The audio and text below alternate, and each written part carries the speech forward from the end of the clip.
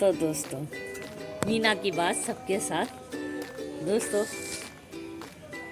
बिना बेटी का घर सूना लगता है। ये तो सुना ही होगा सबने। जिस घर में बेटी नहीं, उस घर में बरकत नहीं। लेकिन हाँ, कोई कोई बेटी को नहीं चाहता है, नहीं पसंद करता है।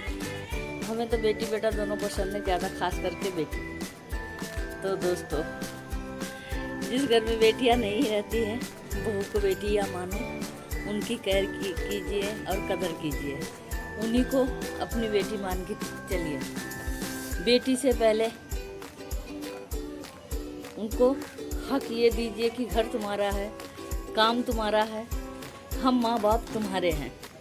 तो अगर इतना हक दोगे ना, तो कोई भी लड़की आपके घर में तुम्हारा केयर करना ऐसा नहीं होगा कि करेगी नहीं, करना ही पड़ेगा।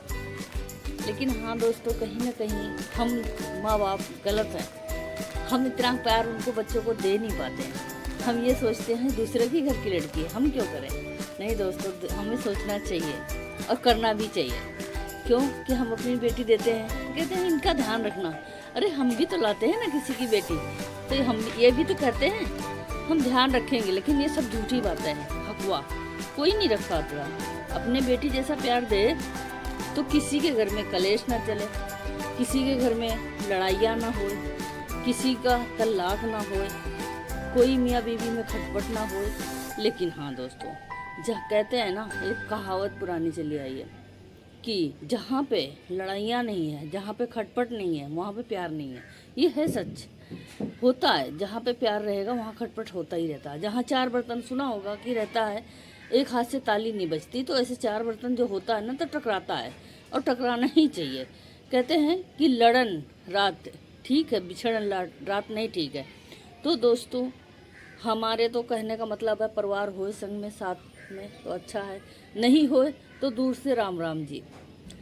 क्यों कि उस लड़ाई में और पहले की लड़ाई में, आजकल की लड़ाइयाँ में बहुत ज़मीन आसमान का अंतर है। क्योंकि आजकल मार पीट कत्ल का है। पहले की मुँह की लड़ाइयाँ होती थी, साल 6 महीने में अपना मियाँ बीवी बच्चे सब इकट्ठे रहते थे परिवार। अब कोई नहीं रह सकता। इसलिए इतना बैर मत कीजिए, इतना दुश्मनी मत उठाइए।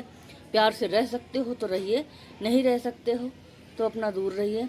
इस बेटा और बेटियां और बहुओं पे जो मैंने लाइन बोला है दोस्तों, उस चीज़ का गौर कीजिए और ध्यान दीजिए। और सोच समझ के हमको, मीना को कमेंट कीजिए और बताना, इस मीना को प्यार दुलार देना दोस्तों। कैसी लगी ये बात ज़रूर लिखना आप लोग दोस्तों। जय माता दी।